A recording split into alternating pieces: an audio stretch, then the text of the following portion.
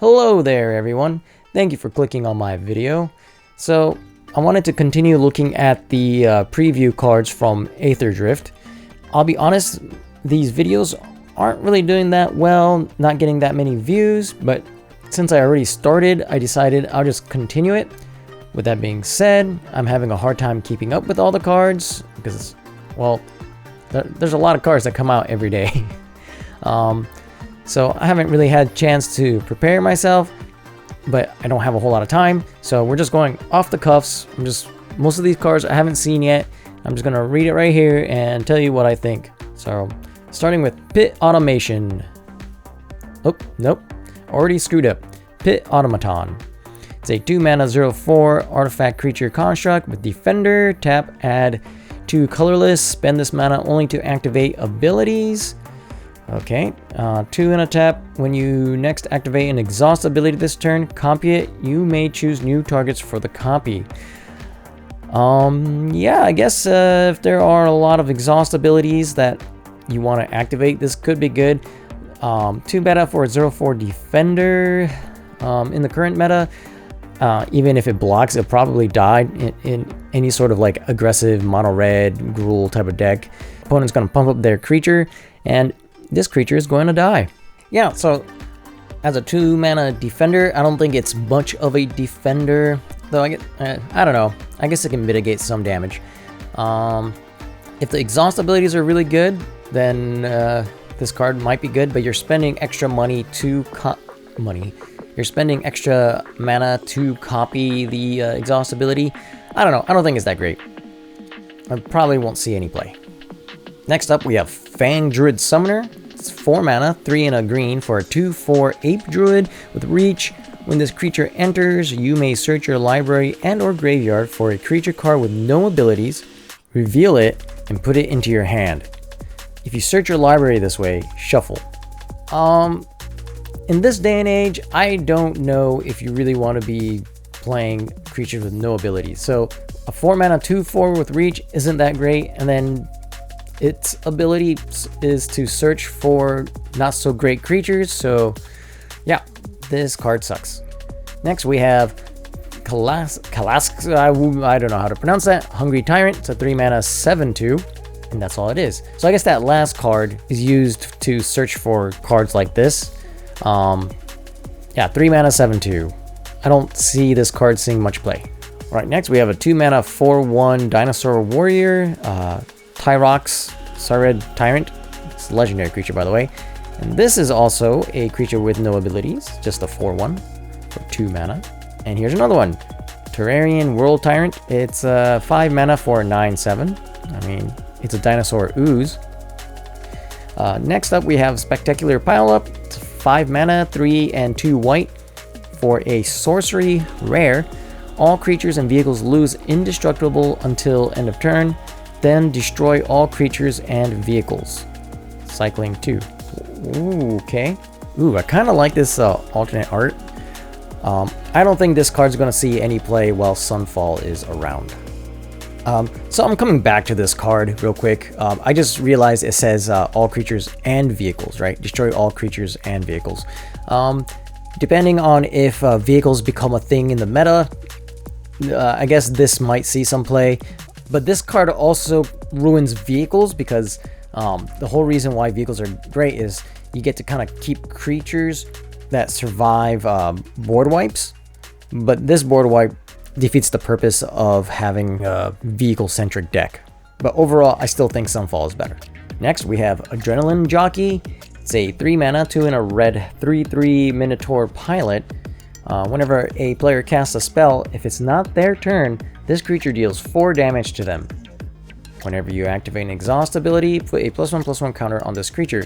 So another creature that synergizes with exhaust abilities that doesn't have exhaust abilities. This might not be bad. I don't know if this fits into mono red. Also, it says whenever a player, so that also includes the owner of this card. So if you play this card and then play an instant speed spell on your opponent's turn, you're dealing yourself 4 damage. I don't know. I'll say this card has potential, but probably not good enough.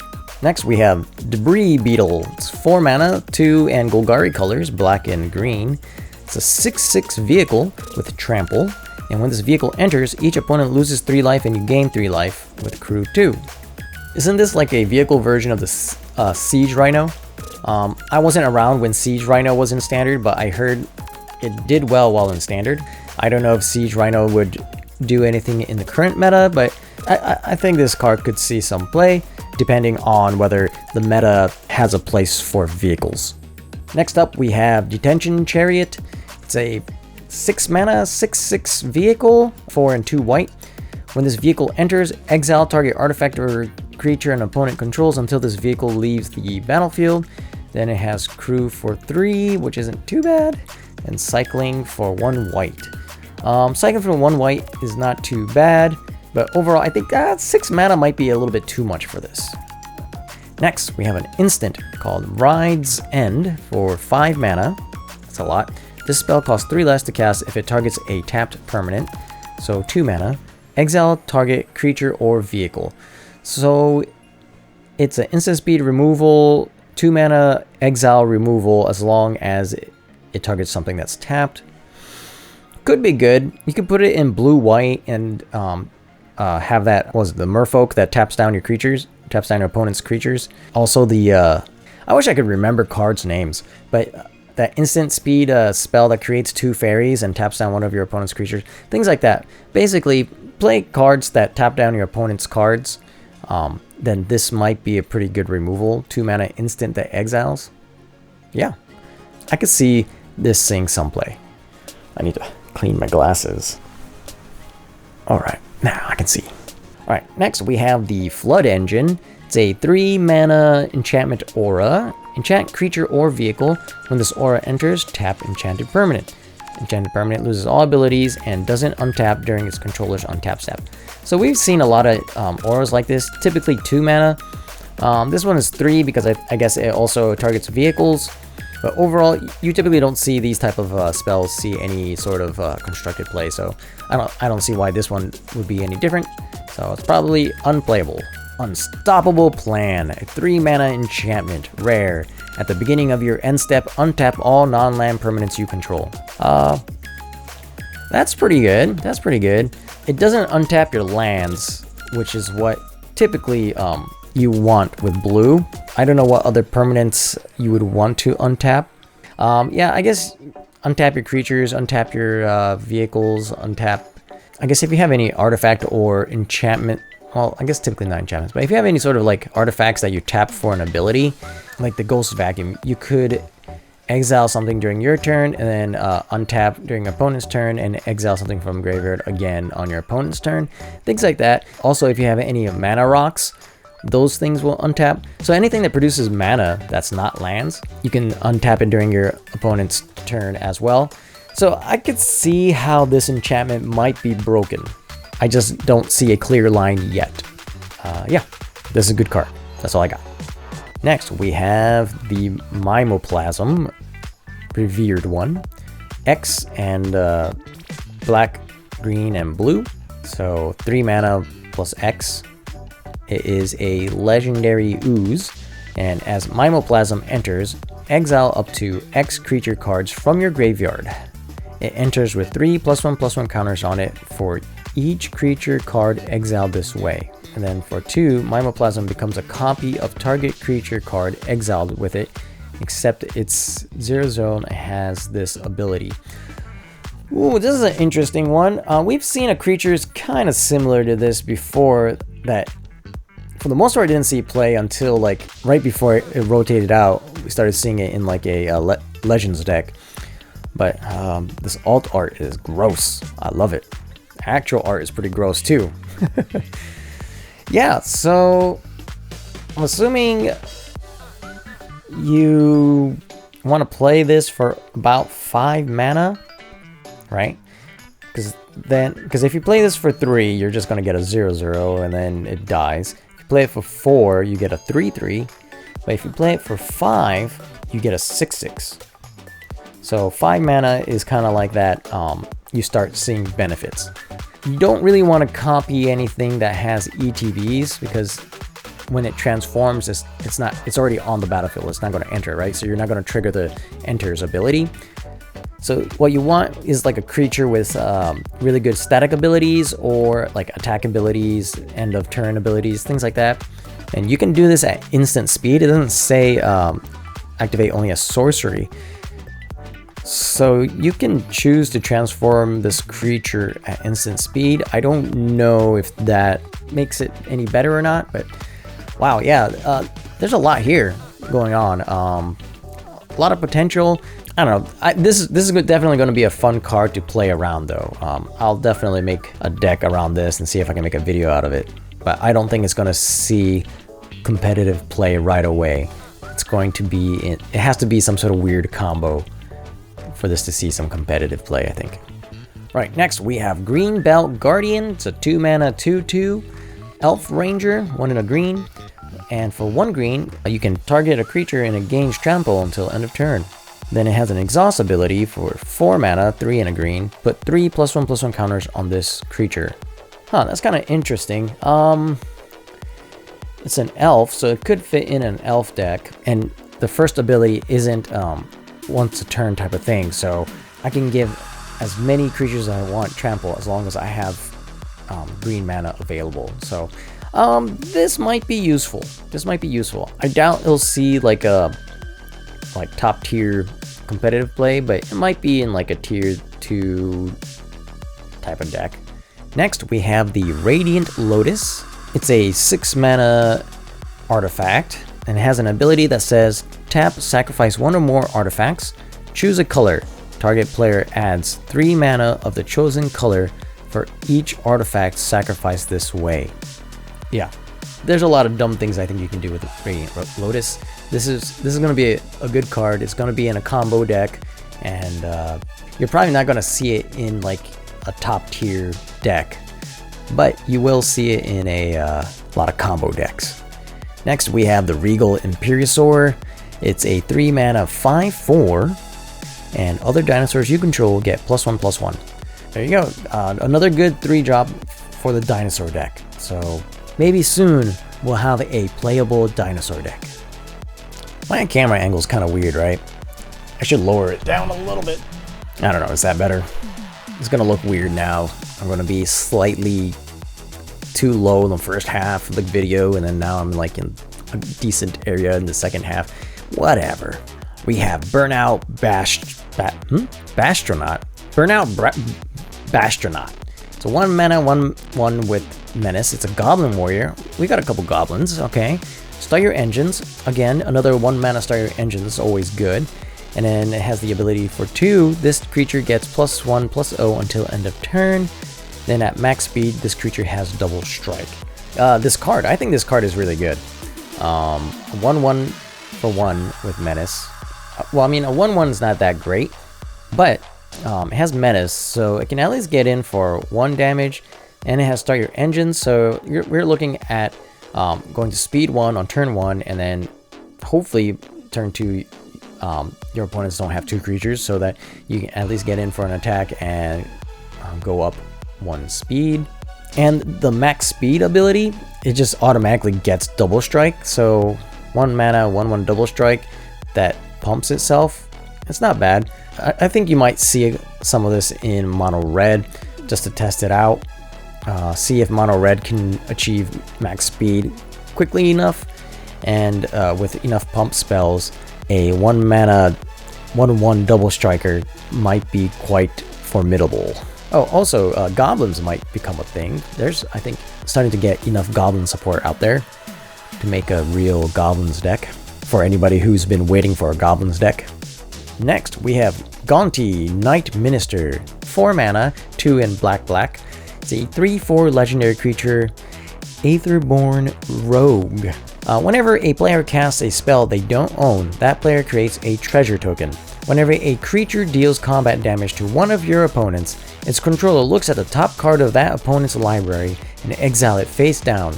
They may play that card for as long as it remains exiled. Mana of any type can be spent to cast a spell this way. I really hate the way this is written. Obviously this is written with Commander in mind. I don't really play Commander. Not that I don't dislike Commander. I have no friends. So I don't have anybody to play commander with. I'm so lonely. Anyway, okay, so I was about to read the card over again, but actually, I really need to understand this. Whenever a creature deals combat, this controller looks at the top. So obviously, when you're playing this in 2-player, you're the only one dealing combat damage to your opponent, right? So basically, whenever this creature deals combat damage, or whenever a creature deals combat damage to a opponent, you exile a card face down. You may play that card for as long as it remains exiled. The way it's worded, does that mean even if Gonti is not on the battlefield anymore, you can still, I believe that means you can still play that card even if Gonti is no longer on the battlefield. So that's pretty good. And then whenever a player casts a spell they don't own, that player creates a treasure token. So that ability, definitely you need Gonti on the battlefield for that to trigger, but this seems like a really fun card. Really creepy alternate art, and I love it. But I don't know if this is going to be like a very powerful card. It looks like it was built for Commander, but it's definitely gonna be a fun card to play. Next up, we have Sky Serpent Seeker, 2 mana, green and a blue for a 1/1 snake. It's a flying snake. It has flying, death touch, and it has a 4 mana exhaust ability that says reveal cards from the top of your library until you reveal 2 land cards. Put those land cards onto the battlefield, tapped, and the rest on the bottom of your library in a random order. Put a +1/+1 counter on this creature. I think that's pretty good. The good thing about this card though is you reveal land cards from the top until you reveal 2, right? So it's not basics. You don't have to fill up your you don't have to build your deck in a way that has a whole bunch of basic lands. You can also activate this ability at instant speed, which is also great. Especially in Simic, you could hold up a counter spell, and then when your opponent doesn't do anything, you activate the exhaust ability. Yeah, it might see some play, maybe not. Depends on if there's a Simic deck or not. Alright, next there's Lumbering World Wagon. It's a 3 mana vehicle. This vehicle's power is equal to the number of lands you control. Toughness is 4. And whenever this vehicle enters or attacks, you may search your library for a basic land card, put it onto the battlefield tap, then shuffle, and has crew 4. Crew cost is a little bit expensive. 3 mana to get a land onto the battlefield is pretty good. It's somewhat on par with Overlord of the Hauntwoods. Maybe C play. Maybe that crew for 4 you might end up seeing this like out on the battlefield, but not having a creature to crew it. But we'll see. Next up, we have the Packdoll Terror, 5 mana, 3/4. It's an artifact creature toy, and whenever this creature or another artifact you control enters, each opponent loses 1 life and you gain 1 life. This is a pretty good effect, but it's just on a really bad creature. 4 mana is too much. I think this is a bad card. Next, we have the Something Coral Tyrant. I'm not going to try to pronounce that. 2 mana, 0/8. That's all. It's an octopus. We're going through a lot of cards today, man. Whew. Trying to catch up. Anyway, Dracosaur Auxiliary. It's a 6 mana 4/4 flying haste. Whenever this creature attacks while saddled, it deals 2 damage to any target. Saddle 3. If this didn't cost 6, this would be a pretty good card. The fact that it costs 6, it's probably unplayable. Though it is a dinosaur dragon mount, so you can put it in your dinosaur deck, you can put it in your dragon deck, or you can put it in your mount deck. Fun stuff. Next we have the Guardian Sunmare. It's a 5 mana, 3 and 2 white, 5/5. So 5 mana for 5/5, not too bad. Ward 2, not bad. Whenever this creature attacks while saddled, search your library for a non-land permanent card with mana value 3 or less. Put it onto the battlefield, then shuffle. Saddle for what? Hold on. 5 mana, 5/5 Ward 2. It's a horse mount in white. Whenever this creature attacks while saddled, search your library for a non-land permanent card with mana value 3 or less. This is pretty ridiculous, no? I mean, I don't know how often you're going to be able to get away with activating its ability. Yeah, if you can get this to work, I think this is a ridiculous card. 5 mana might be too much. I don't know. The average curve of like your standard decks is so low right now that even a powerful creature like this, the fact that it's 5 mana, it might just be unplayable. I don't know, but it's a very strong ability. Next, we have Monument to Endurance. It's a 3 mana artifact, colorless, rare. Whenever you discard a card, choose one that hasn't been chosen this turn. Draw a card. Create a treasure token. Each opponent loses 3 life. This is pretty ridiculous, no? There's a lot of cards that cycle in this set, so there's cycling. I guess you could technically put this in a red deck, play Enti turn 3, play this out, attack with Enti, discard a card, and then draw a card, and get Enti's effect. You can even make a treasure token. The treasure token doesn't come in tapped, so you can use it right away. This is a great way to deter your opponents from playing discard spells, which is kind of cool. But I think this is a good card. Oh god, yeah. I don't know. There's a lot of cards in this set that seem like good cards, but just don't know if it's actually playable. Next, we have Chef Archfiend. Yeah, Chef Archfiend. It's a 7 mana 5/5 with flying. When this creature enters, all other creatures get -2/-2 until end of turn, and it has cycling for 2. I think this is more of a limited card and probably not something that you play in Constructed. Next, we have Web Strike Elite, a 2 mana green/green 3/3 with reach and cycling X green/green. When you cycle this card, destroy up to 1 target artifact or enchantment with mana value X. Ooh, okay. I like this. A 2 mana 3/3 with reach is not too bad. The cycling ability, if there's enough cheap enchantments or artifacts that is worth getting rid of, then yeah, but we're looking at like 1 or 2 mana enchantments and artifacts, right? Anything above 3, because then you're looking at paying 5 mana to get rid of it and draw a card. Just might as well play Tear Asunder and pay 2 mana to exile it, right? I don't know. I thought this was good at first, but the more I think about it, I don't think so. Next we have Rou no Sugata Dorobo, or Wax Form Thief. I just had to kind of show off my Japanese reading skills there. So the translation says it has flash, and you may have this enter as a copy of a creature or artifact you control with cycling 2. Oh, and it's a 4 mana 3 and a blue creature. You could copy whatever big creature you have, I guess. You know, you have an Itali out, you play this, you get another Itali for 4 mana. I don't recommend copying Itali. It's legendary, so you have to sacrifice one of them. Hold on, somebody's at the door. It was my daughter, so I have to go and say hi before I finish recording this video. Hello. There's the camera. Just say hello. Okay, and that was my daughter. Anyways, I think I've been talking about this card way too long. If you're watching this, I probably cut like most of it. I've been babbling on about like all kinds of things, like what you can do with this card. But overall, yeah, you want to copy things. This is usually you'll see this in some sort of combo deck or something like that. So it might be good, might be bad. Next, we have Maximum Overdrive. It's a 2 mana instant. It says put a +1/+1 counter on target creature. It gains Death Touch and indestructible until end of turn. It's a combat trick. Limited. Next, we have Bounce Off. It's a 1 mana blue instant. Return target creature or vehicle to its owner's hand. It's basically a unsummon, except it's for creatures and vehicles.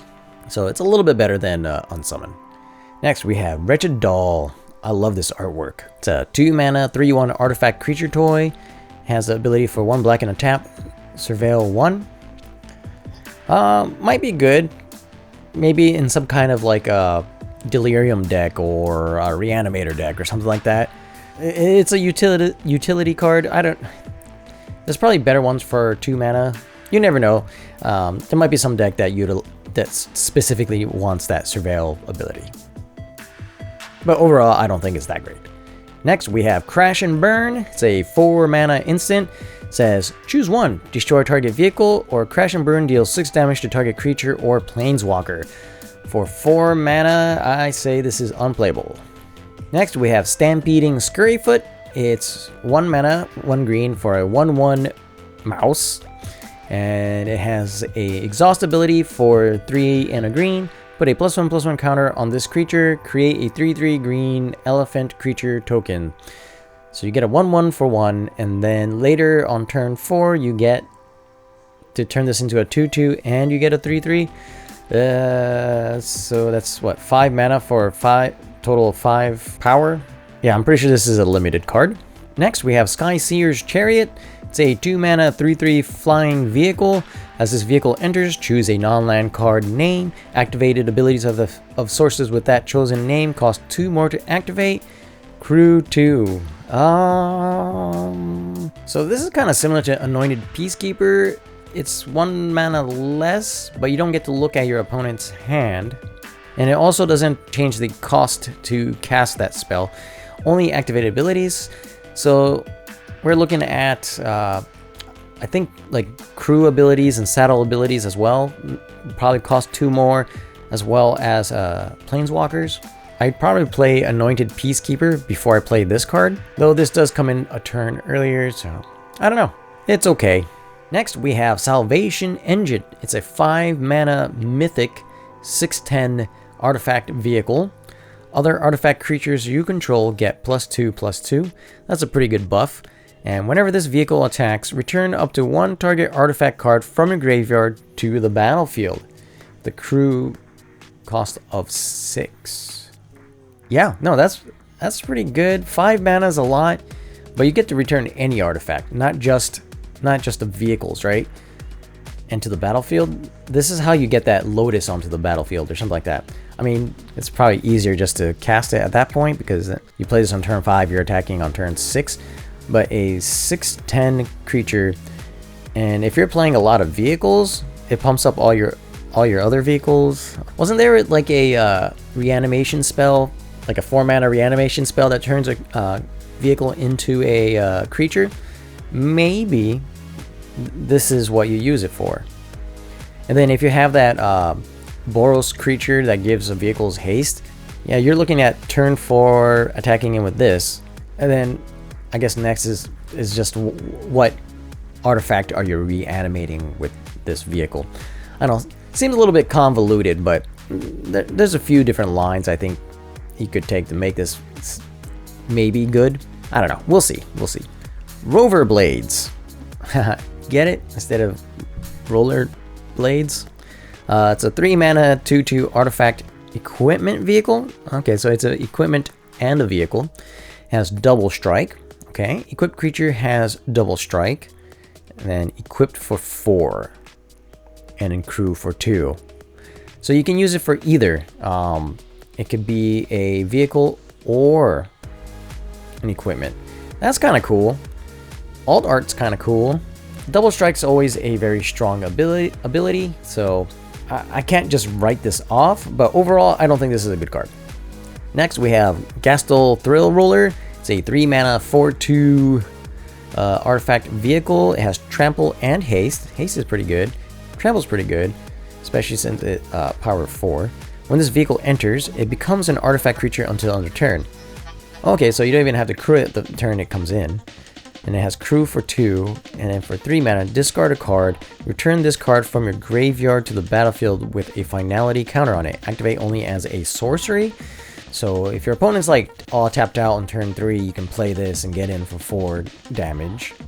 And if they remove it, you get 1 more chance to play it. You have to discard a card and pay 3 mana, but I guess it could be good. Yeah, I don't know what kind of deck you would put it in, but it's not bad. We'll see. Alright, next we have Fuel the Flames. The 3 mana instant says Fuel the Flames deals 2 damage to each creature. And then cycling for 2. You always got to take a look at these cards that says cycling. Because if it's a dead draw, you can always cycle it to draw another card. Yeah, but I think 3 mana to do 2 damage to each creature is just a bit too slow. Next, we have the Broodheart Engine. It's 2 mana Golgari colors, black and green, for a artifact. It says, at the beginning of your upkeep, surveil 1. That's actually not bad. Just by itself, you know, surveil every upkeep. And then for 4 mana and tap, sacrifice this artifact, return target creature or vehicle card from your graveyard to the battlefield, activate only as sorcery. This is a really good card for a Reanimator deck. Reanimator decks aren't that great right now because there's so much graveyard hate, but I'm still going to try this card out. On to the next. Alright, next we have Point the Way. It's a 1 mana green for a enchantment that says start your engines. So another way to start your engines on turn 1. And then for 4 mana, sacrifice this enchantment, search your library for up to X basic land cards where X is your speed. Put those cards onto the battlefield, tap, then shuffle. Okay, so if you're playing some sort of speed synergistic deck and you play this turn 1, start your engines, and then like somehow get damage in for the next couple of turns, turn 4 or 5, you should be at max speed. You sacrifice this, and all of a sudden you ramp with 4 lands. Basically, you're going from 4 to 8. Again, it really depends on how well the speed mechanic works out. Alright, and I think this is the last card that was spoiled today.